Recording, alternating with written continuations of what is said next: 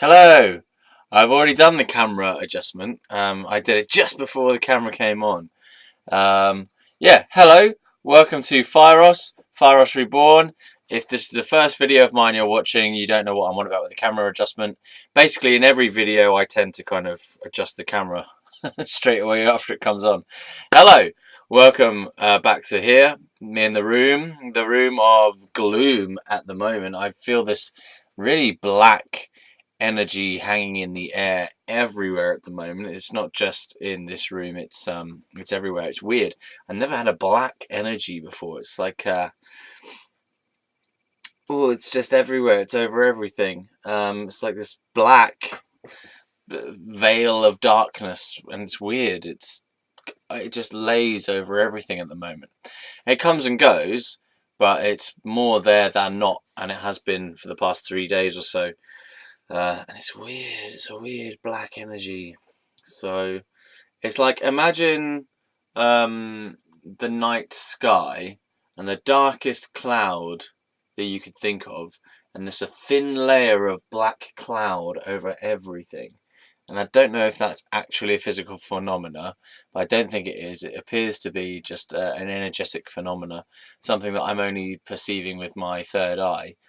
But yeah, it's very strange because it's I've never seen it before or felt it before, and I don't know what it corresponds to. When I started feeling this feeling or seeing this, it's both a feeling and a seeing.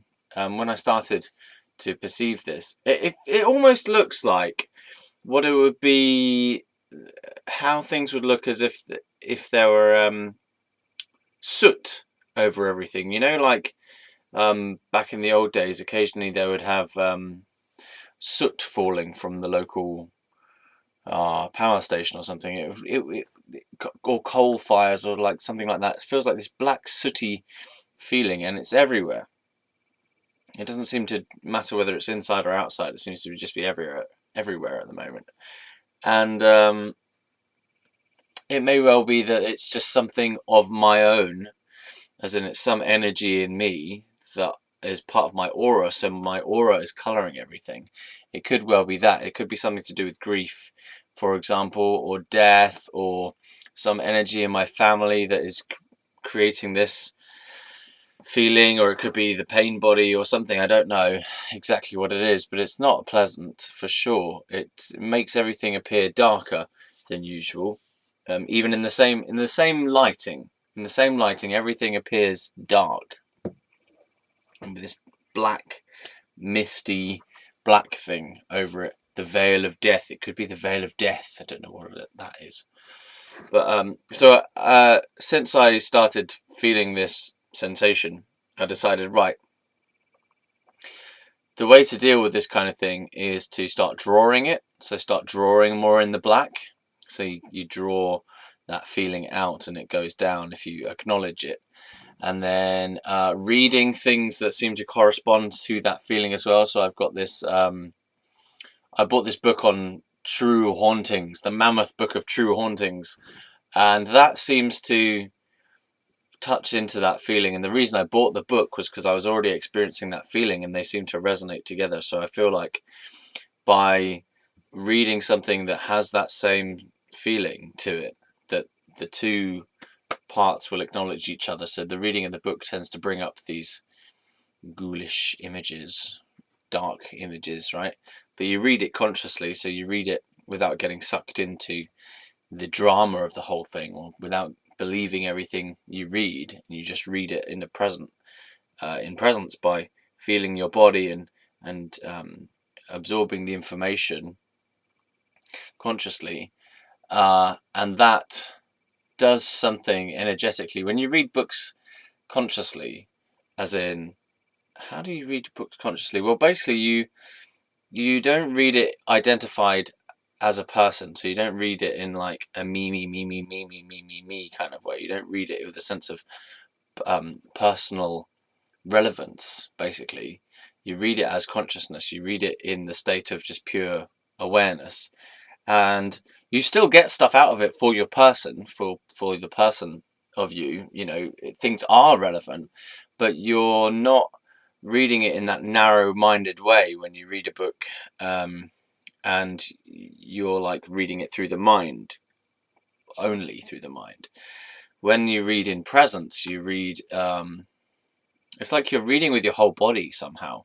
You're reading with your whole aura, like your whole aura is being touched and stimulated by what you're reading in various different places, corresponding with the energy frequency that's in the book. Yeah. So, for example, when I read this book called Clean Gut by whoever it's by, someone, a lot of energy was being concentrated in the gut area, in my personal gut area when I was reading it. But I was just reading it as consciousness, so I was just reading it as intelligence, as in I wasn't. It's hard to say what's the difference between reading as a person and reading. Well, you don't have an investment. You don't have investment in a self, in a sense of self, while you're reading it. Basically, you're reading what is there as it is there, and you're not colouring it with your personal inflections as much, anyway, as you would do if you were reading in an ego mode.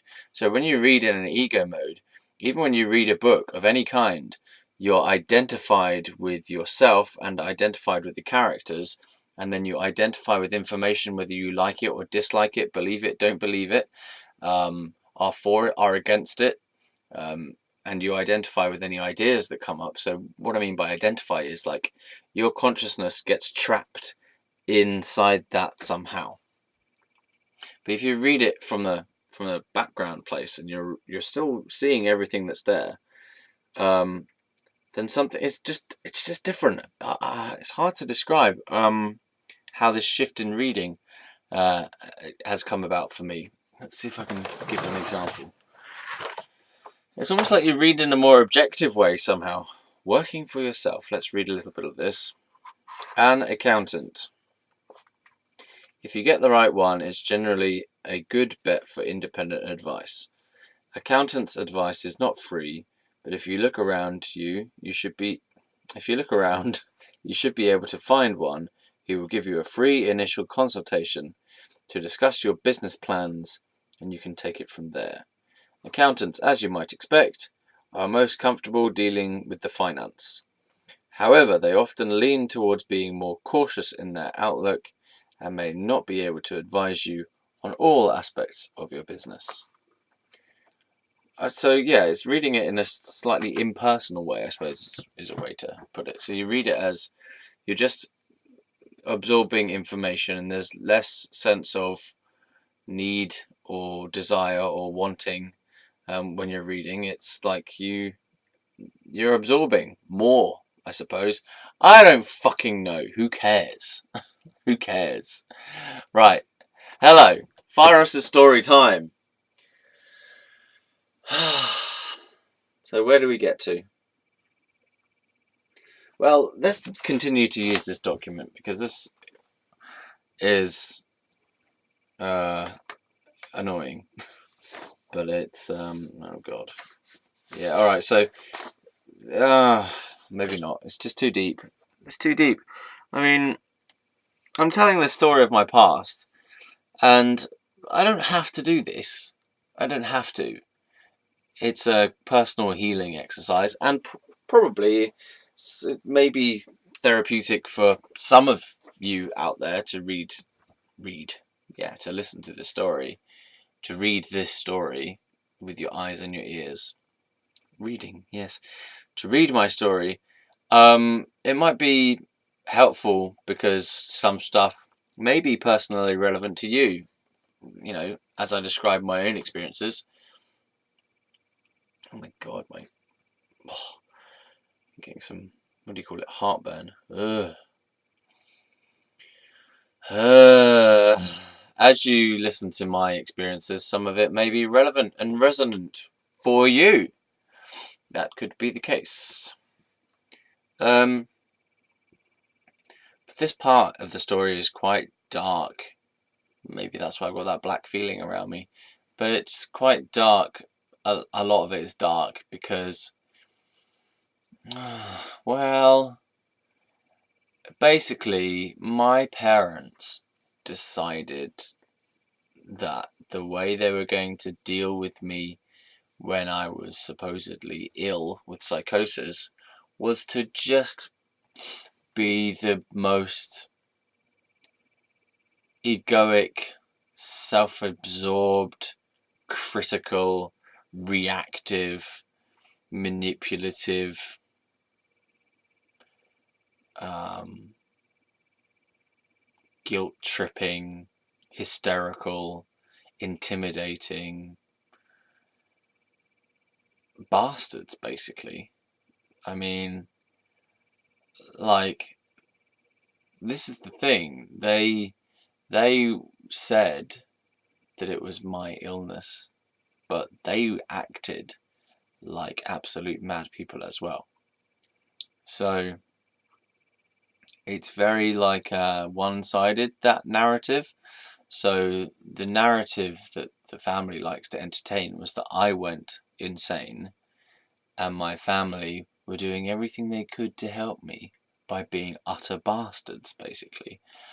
And it's strange how the narrative is still skewed towards me having gone through a mental health problem, and the other members of the family never did anything wrong, or never went through any bad times, or never had slips of character, or never behaved badly. You know, that side of it is really hushed up. So I think probably because I'm more honest about my own stuff, that I suppose I was willing to take credit for my stuff, and no one else has seemed to want to take credit for their own behaviour. Um, so, you know, my dad has been very spare and sparse with saying the best I've got out of him was I behaved I didn't behave well. I was under stress.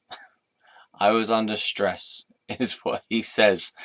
And I've never had a full apology for some of the ways that he spoke to me and treated me and shouting at me and being very condescending and very in my face and very loud and intimidating and guilt tripping.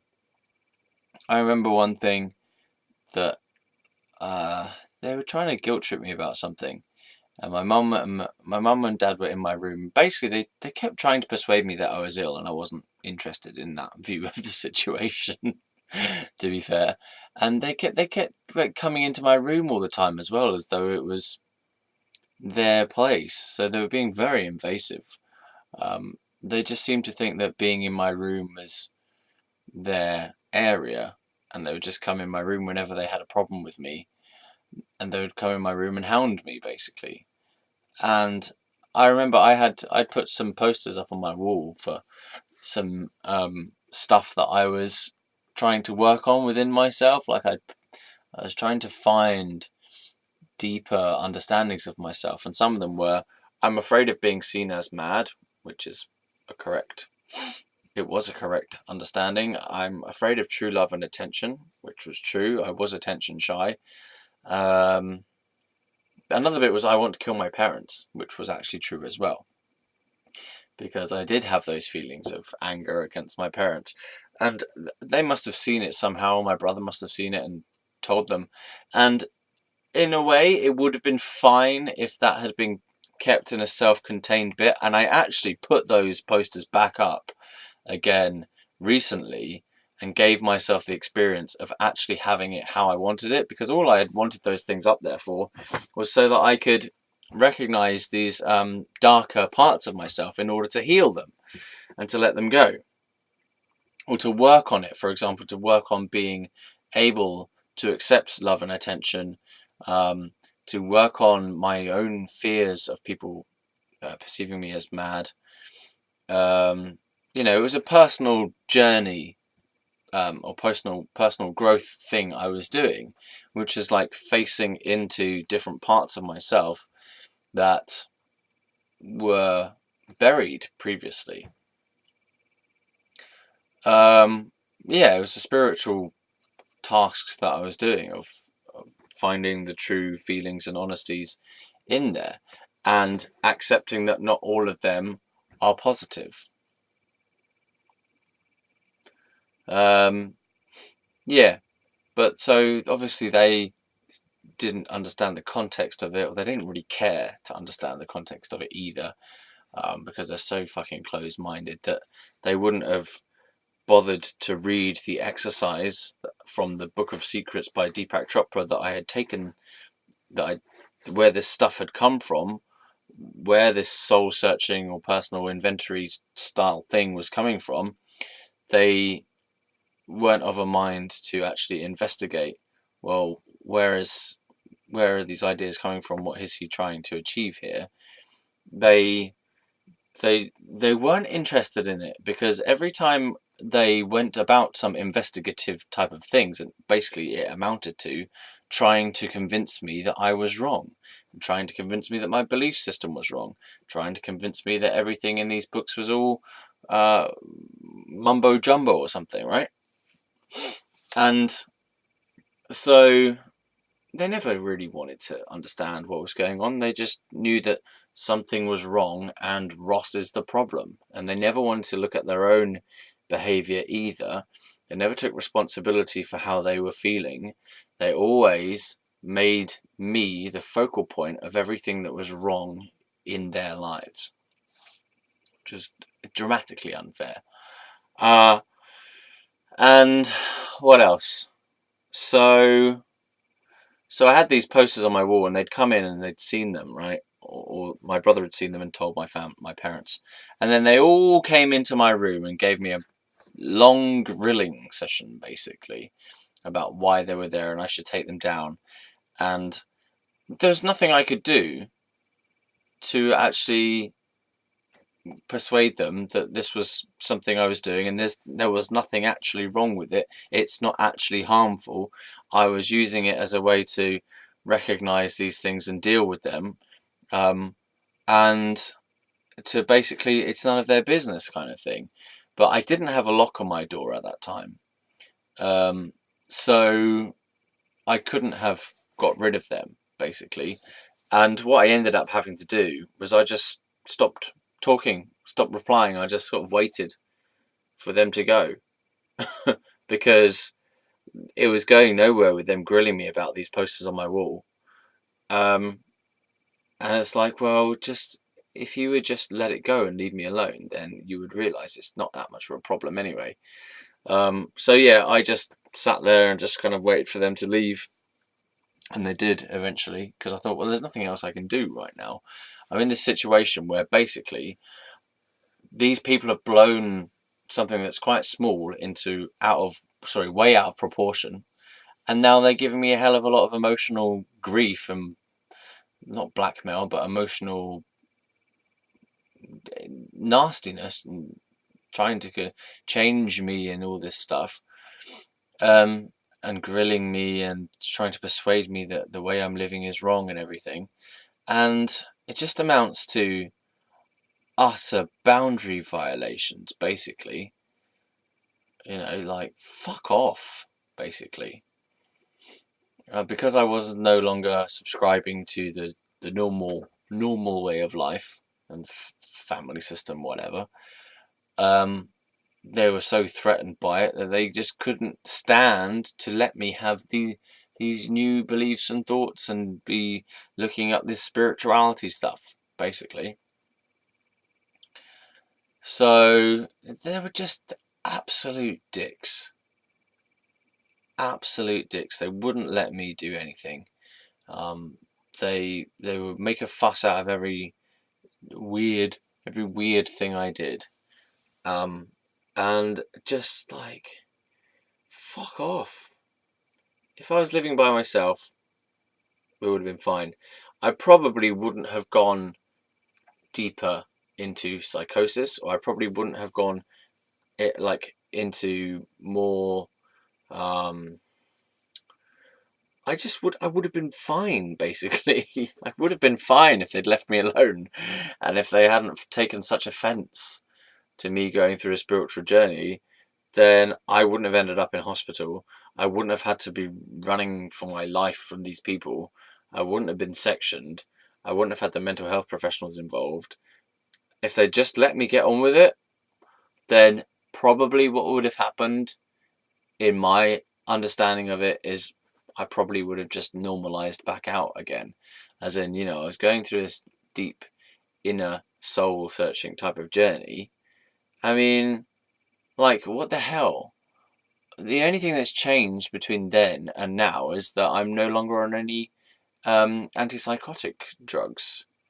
And I had the normality beaten back into me, basically, by the mental health system. Because they basically sort of said, you can't come out of here until you come down off your psychedelic high, basically. And yeah, that was annoying. But I feel like I probably would have just come through it naturally. It's like a sort of shamanic journey, if you like. And I probably would have just gone, like, through it and out the other side without it having to be beaten out of me. So, yeah. As in, you can't live in a state of psychedelic God realization all the time. You have to go back to normal life and do stuff and then dip into your psychedelic spiritual experiences, deeper spiritual experiences, over, at different times. But I really don't subscribe to the idea that it was a mental illness for me personally, because it wasn't. From my perspective, it was a change of understanding and a change of awareness and a change of appreciating the world and a change of relating to my thoughts as well and a change of my feelings. And they were all turned into symptoms by the outside world. Yeah. But in a way, who gives a shit? Who gives a shit now? I mean, I'm so far beyond that it doesn't really matter anymore. I think there's I'm just trying to think, well, why am I bothering to tell the story at all? I've actually done so much of the storytelling previously that it's like, oh, it just doesn't need to be done anymore. But there is something. It's the thing is that I've never had the ability to tell the story as to what happened without taking on the narrative of the other people, basically. So this, some of the stuff we've been reading in the more recent sessions, where I'm like reading this stuff that I wrote ages ago about what happened. The tone of this is believing that I was mad, and this current retelling of the story is retelling it without the presumption or the assumption that I was mad. So it's a retelling of the story from how I experienced my own experience, from my perspective. And it may be seen by some people as me just trying to defend my own insanity. Okay? It might be seen that way. That's fine. But for me personally, I have never had the opportunity, or given myself the opportunity, or felt like I was able to tell the story of my madness from the perspective that I was actually going through. The only times I've really told the story was looking back and looking at it through the eyes of what the conventional way of seeing it is. So, like, oh, I had psychosis, and then they called it schizophrenia. I also had depression, and I was ill, and it was to do with the weed that I smoked when I was a kid. That's the conventional. That's what the doctors would say, or that's what my parents would say would happen. Oh, he was ill, he had psychosis. Whereas the truth of it was, from my perspective, I wasn't ill. From my perspective, the world around me, mainly my parents, suddenly decided to turn nuts against me and wouldn't leave me alone and were hounding me all the time, and like were living inauthentically and were being manipulative and abusive to me, were verbally abusive to me, invasive, you know, blah blah blah blah blah blah blah blah blah. Yeah, so there we go. What else? What else? What else? 25 minutes in, man. Well, we can try looking at this again. See if it's worth a shot as a prompt, eh? I'm just going to read it. Back to my existential question. Was my illness actually an illness or just a kind of religious fundamentalism? Or was it a mixture of the two?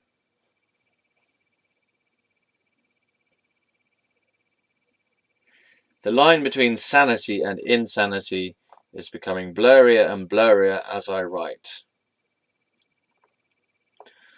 I could quite easily say to a deeply religious Christian that they are actually insane and hold delusional beliefs to believe in God because there's no evidence for it and everyone else doesn't believe that it's true. So we end up with the statement that sanity is just what the majority hold to be true at the time. Just because one person looks at a wall and sees a dove that they're making move with their mind doesn't mean they're not actually doing it, does it? Who knows? True belief. How do we know?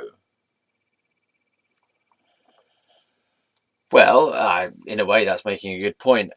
Something I realised a long time ago, while I was in America, actually, was that people have their own perspective on reality. So,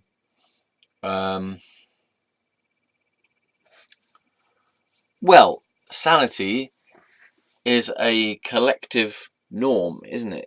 It's an agreement in a way that we agree that certain types of behavior classify as sane ones and certain other types of behaviors classify as insane ones or abnormal or weird. So it's all basically statistical. I remember reading that in George Orwell's 1984. Sanity is statistical, which, yeah, I can feel that. You got a load of people saying that this is the normal way, and then you got a few people going, "Oh, I want to do something else." Then all the normal people think that those other ones are mad because their mind patterns don't subscribe to the conventional mind patterns. So, psychosis could just be seen as a deviation from psychological norms. Yeah. I'm making this up, by the way.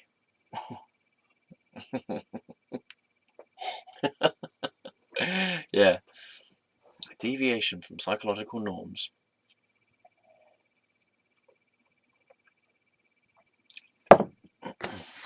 Let's carry on with this.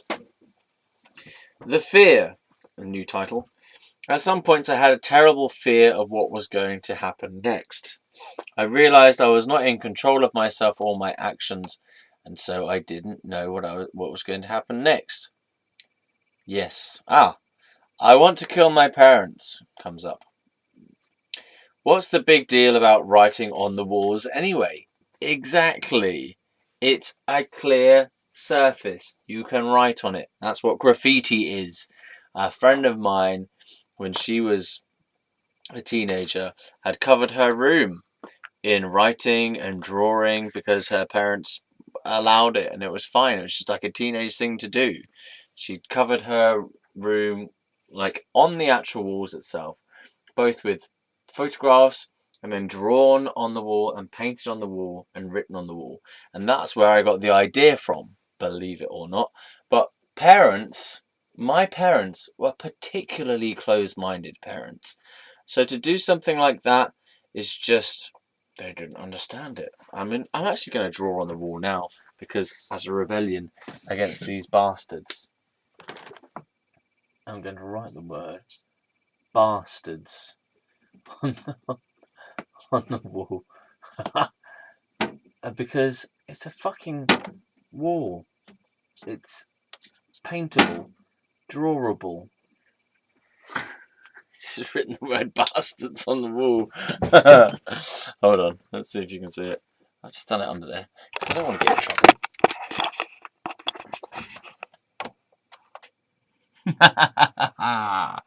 Evil bastards. Bastards.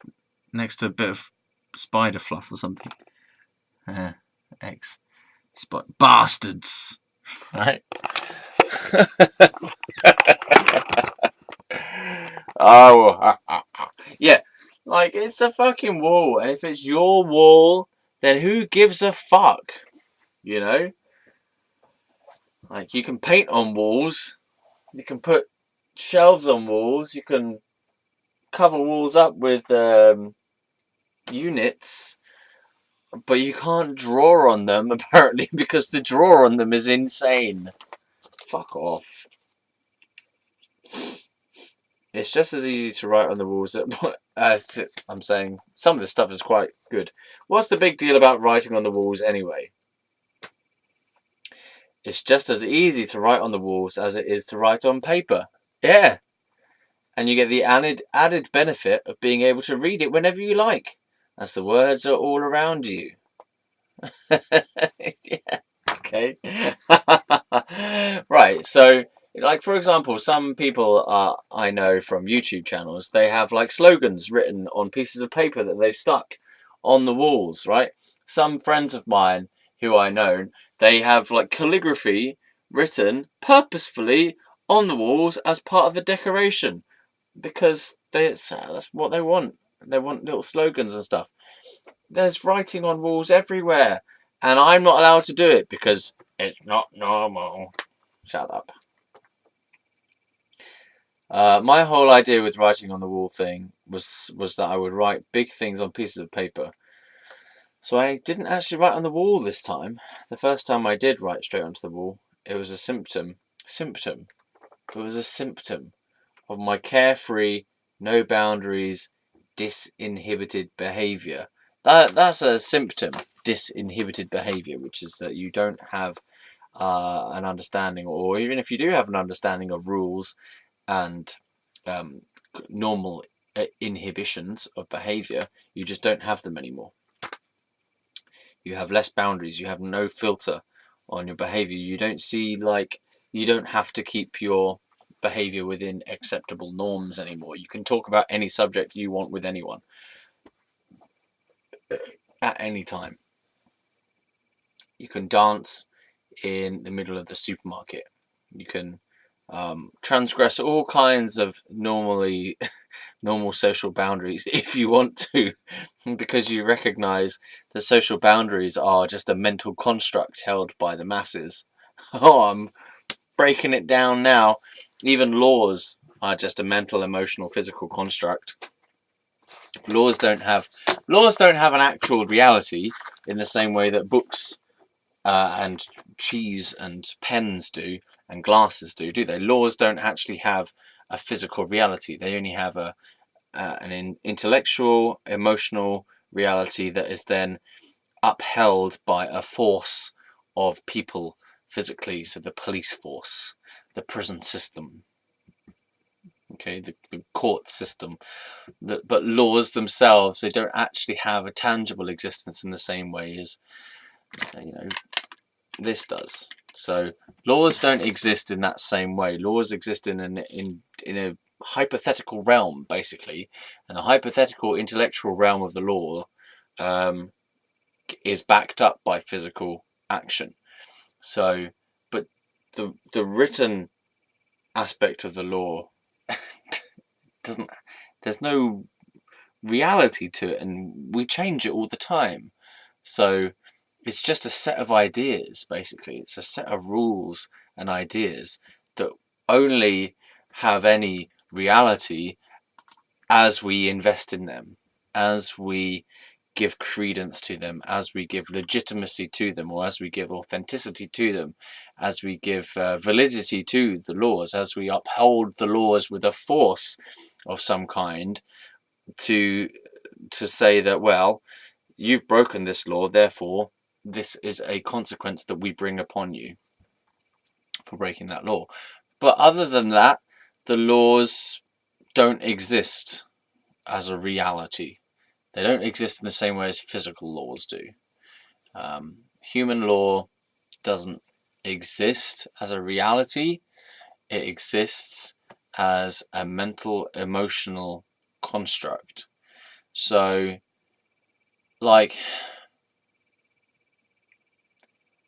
I am most of the time not even aware of the law at all. In my physical, in my day-to-day life, I don't think of the law at all. I abide by it instinctively. I abide by it because the society is structured around law abidance. Like, I don't take things from supermarkets because I am aware of the enforcement of something there. I'm not thinking about whether it's legal or not. I'm just aware that it hovers around, in a way. The law hovers around in people's minds and hearts.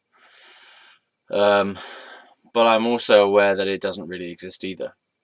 That if humanity decides to change the law of stealing, for example, the moral law of stealing, which is stealing is wrong, something like that, or don't steal.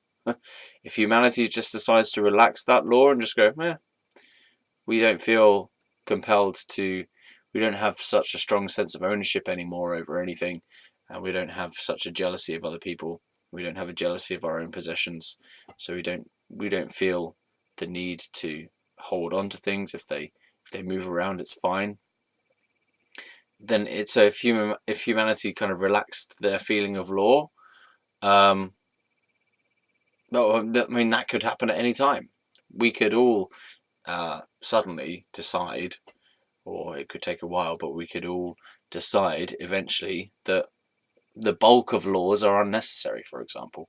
And we could just say, just give it a break. We're intelligent enough to be self-organizing. We don't need to impose structure upon ourselves. Lawlessness. I'm a deviant. So, what have we got next? Things that I wrote on the pieces of paper were either things that I was thinking at the time. For example, Helen, not her real name, as it says here. Or, I want to kill my parents. I hate love and affection. Stuff like that. Okay. They were all apparently what my ego was saying. And to me, writing these thoughts out on the paper on the wall would expose their nonsensicalness and thereby dissolve their force within me. It was a good idea, not sure whether it worked, and it definitely freaked the whole family out. Okay. I remember they all came into my room once and tried to ask me why I had done it. I tried explaining to them, but they wouldn't listen, so in the end, I just went into being, uncommunicative mode, and eventually they left one by one. Oh, only Owen remained, and I tried to explain it to him again, but he wasn't buying my story either. To be honest, with the things I was writing, it would be hard to explain them away to anyone at all. I'm surprised I managed to convince myself, in fact. To me, they were a bit like a joke, funny thoughts I'd had that were insignificant and not to be taken seriously, but to everyone else they were highly serious, this is all true, and were a symbol of the deterioration of my mental state. At the time, I would have argued that I'm perfectly fine and that I could handle everything perfectly. As I say, everything made perfect sense to me at the time.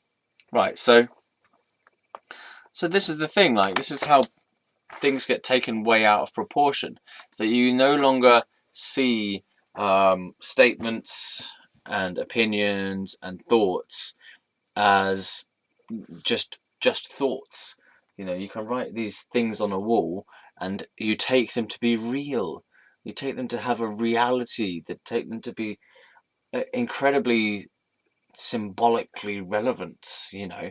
So if you write some supposedly mad things on a wall out and someone looks at them out of context and they just take that to be some literal truth or whatever, and it's like, you people are just living in such fear of the world and abnormality that you're not even able to see the lack of seriousness in this.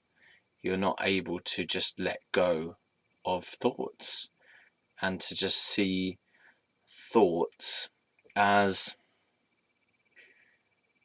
not a physical reality.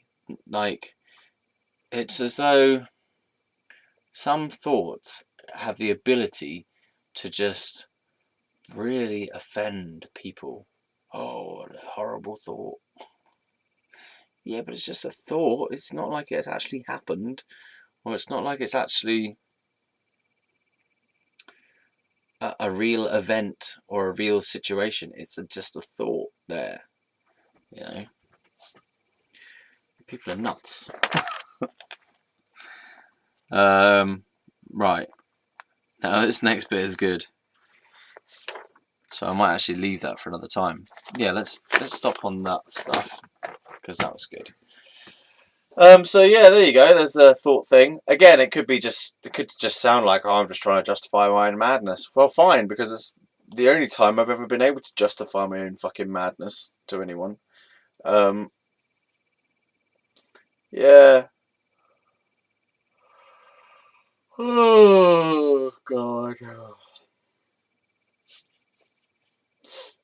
Oh. I think I want to kill my parents is perfectly reasonable considering how they were treating me. To feel that way, I mean. Not to actually do it, but to feel that way. To have that, oh, I just want to fucking kill you people because you're nuts. You're driving me nuts. Like, and to have that urge to hurt these people because they were hurting me back. As in, they were being so invasive.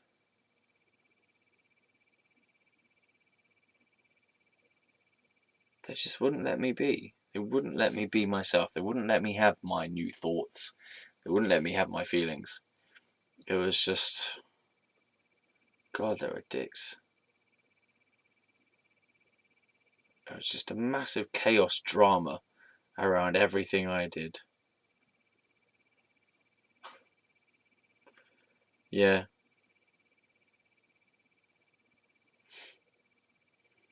To be fair, I was doing some chaos provoking stuff. A lot of the stuff I did was chaos provoking.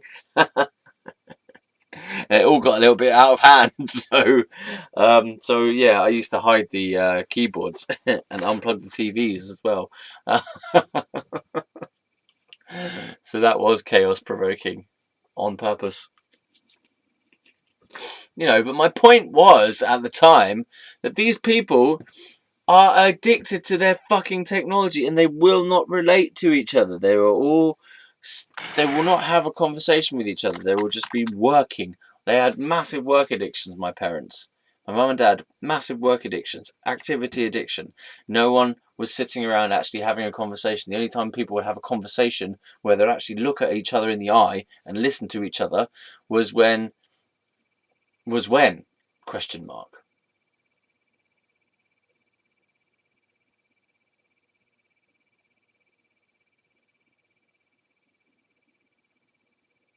At the dinner table, and even then it was a case of the parents were in the higher position. It was never a conversation of equals. Never a conversation of equals, ever, in my family situation. Even now, it's not exactly a conversation of equals. Often. There's still a sense of parents seem to think they're better or higher or more than the children in some way. Much, much less. It's much more a conversation of equals, but there's still little hints of the parents thinking they're superior because they're parents or because they're older. That they're superior on the being level, I mean. You know, so there's a slight condescension or a slight I know better than you type of thing, or you are worse than me because I'm the parent and you're the child.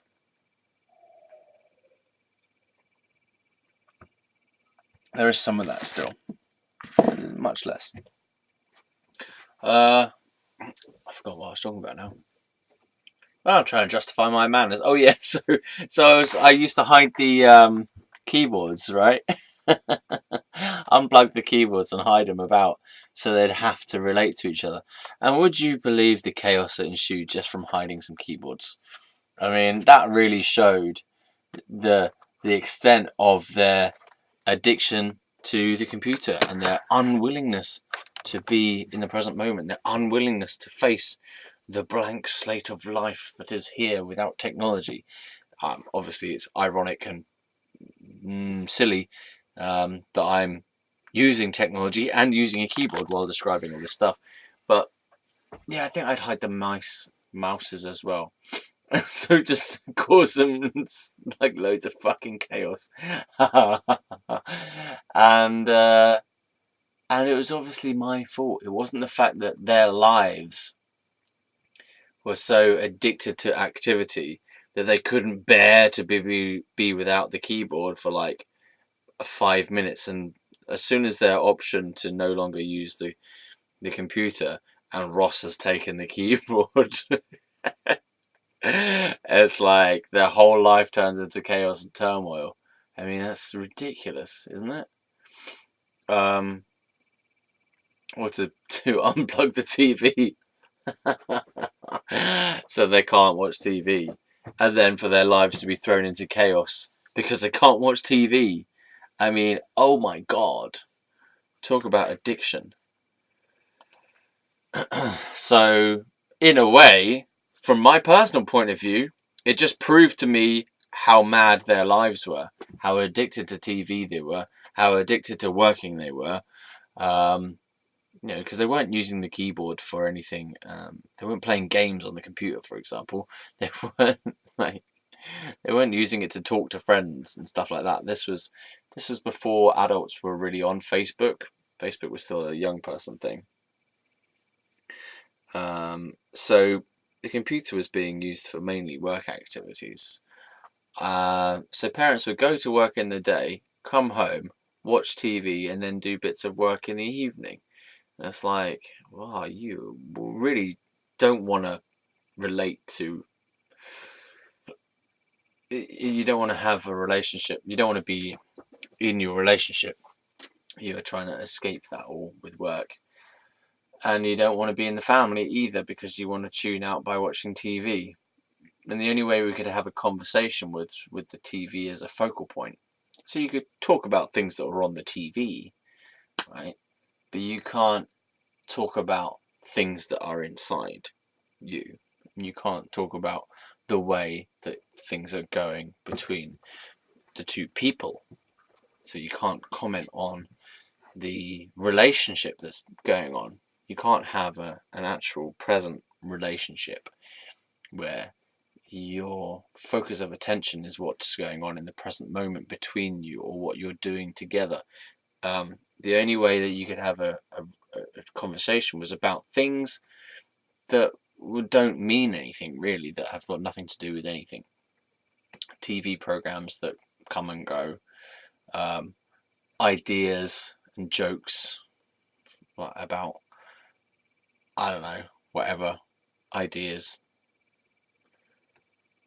just stupid middle class conversation type stuff, nothing to do with actual experiences and feelings, yeah, and deeper meaning, nothing like that. No. So yeah, so I was provoking chaos as an attempt to snap them out of their addictions, and it didn't work. It just provided chaos. But I kept trying. I was just trying to communicate to these people. Hey, look, you're not listening. Like, you're really not listening to yourselves. You're not paying attention to life. You don't realize how much negative emotion you're avoiding by being addicted. Because as soon as I take out the ability to fulfill your addiction, you go nuts. But of course, because I was the perpetrator of these hiding crimes, it was a symptom of my mental illness, not of a collective mental illness of society, and also a family mental illness of work addiction. No, because I was the one who actually did anything observable that was outside of the norm, it was all a symptom of mental illness. So my attempt to try and basically do what I was considering to be a therapeutic act of some kind, of to help these people, these stupid people, to to realize their own insanity, or to realize their own problem, or to realize their own feelings, or to be faced with the truth of their situation by removing their ability to fulfill their addictions. That by shaking things up a little bit, I've forgotten how this sentence started. I just forgot how it started. But yeah, so my approach was to try and shake things up so they could see themselves more clearly, and they didn't. They just saw me completely unclearly instead and blamed everything on me. Which, yeah, I admit, obviously I did those things, right? I did move the not the piano, the keyboards, and maybe the mice as well, and hid them in various places. Yeah, and I did do those things. I take responsibility for that. I did those things, right? But I did not create the emotions in them. You know, the emotions in them are like latent. They were there because they'd been avoiding them. So, you know, I didn't reach inside their bodies and go to their emotions. No, I didn't do that. I moved the keyboard, and this is what happens inside you when someone like hides the keyboard. This is what it brings up in you. So I didn't actually directly cause their reaction. That's from them. That's not my thing. This is what I did. I moved this and put it under a chair. You know, and they're like, oh, blah, blah, blah, blah. Right, that's your problem. Okay, that's your problem. My problem is maybe I shouldn't hide the keyboard anymore. You know, I might do it every now and again. I think of just doing it again, just to see how they react this time, and whether they've stopped taking that sort of thing so seriously. You know, maybe I'll hide this keyboard, and I'll be like, and my mum will go like, "Where's the keyboard gone?" I'll be like, "Oh yeah, I was just testing to see how you'd react this time." Because, you know, 10 years ago, you weren't having a good time with it. Yeah, I might do that. I might. Probably won't, because I can't really afford to have my parents go into a temper tantrum again. It was fine back in the day. I was willing to take some abuse in the name of healing for these idiots. And now I just can't. I can't take any abuse. I think probably, yeah, the only reason that I'm not qualified as insane anymore is because I would rather not be in a psychiatric ward. And it's just the threat of that that stops me from doing some things that I otherwise might quite like to do. For example, going on a rant and telling my mum about how I feel and how I think she's a bitch, or have thought she's a bitch. Just basically, I can't express the full extent of myself with my family without it ending up with me being in a psychiatric ward. Or at least that's the fear that I have. And there have been occasions where I have expressed how I felt and I have been really angry. And my mum has threatened to call the police and stuff again. And it's like, you are an utter mad person. You're a tyrannist. You're a tyrant. You're a fucking tyrant. That you can only, like, you can't handle the fact that maybe you've done something wrong and I'm pissed off at you for doing something wrong, and then you suddenly feel like you have to get the police involved because you've been a bitch to me repeatedly over a long period of time. And I'm finally telling you that you've been a bitch to me repeatedly over a long period of time. And now you have to get the police involved. Like, you're an utter mad person. And then I'm the one to blame. Because these utter mad people refuse to see themselves clearly. And they refuse to take feedback on themselves. Fucking hell. Oh, God. I'm totally having a drink after this. Right. What else? Is that it? Well, did I mention? I told you about the TV thing. They weren't happy about that either. It just caused chaos. So I brought that upon myself. But as I say, I felt like I could kind of handle it. What I used to do as well was I'd like hide the keyboard or to unplug the TV, and then I'd go out and turn my phone off, or like just not reply to calls or messages, just to like kind of let them deal with it, because I was like, I don't want to be around when that shit kicks off. I want them to deal with their feelings and to calm down before they talk to me. But basically, they're just dicks. There's no sense of okay, Ross has hidden the keyboard. Ask him politely or whatever, where is it, or why have you done that? No sense of centeredness. Basically, it's just like utter chaos ensues from one simple thing. You've hit the keyboard, why have you done it? Blah, blah. Like, that's one way of doing it, is becoming incredibly upset and reactive about it. The other way is like, keyboard seems to have gone missing. Have you done that?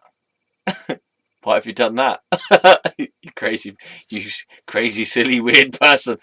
Why have you done that? That's the kind of like, okay.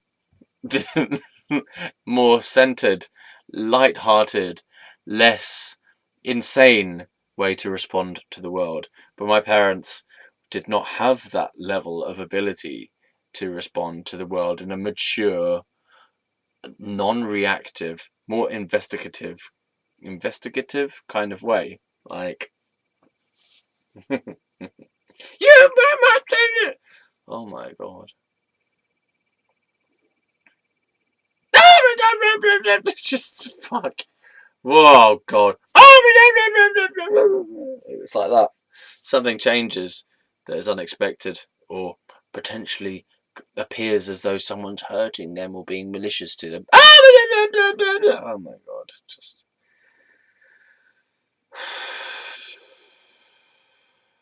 Yeah. Silly.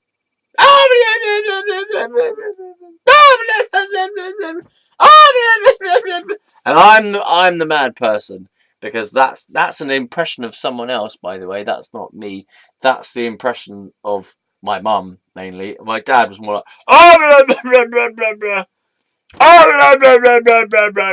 right. And part of me was just sitting there like during that time in my life and going, you utter mad people. I'm the one. So you're saying that I'm insane, and then this is how you're behaving, and then you're calling me insane, and then this is how you're behaving, and I'm the insane one.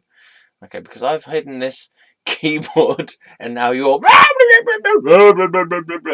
I'm the insane one. Yeah, okay, that makes sense. Oh.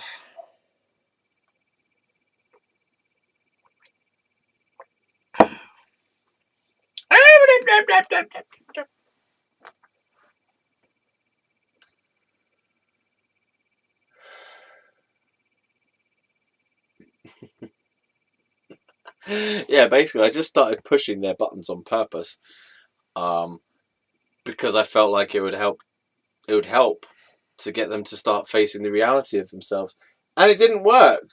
And it ended up with me being sectioned, because I mean, that's not the only aspect of it, but that was one aspect of it, that why they thought I was mad.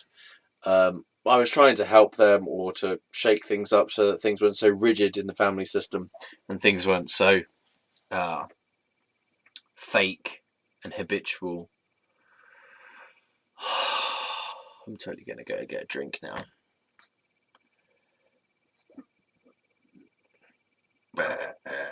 And it all got a little bit out of hand, basically.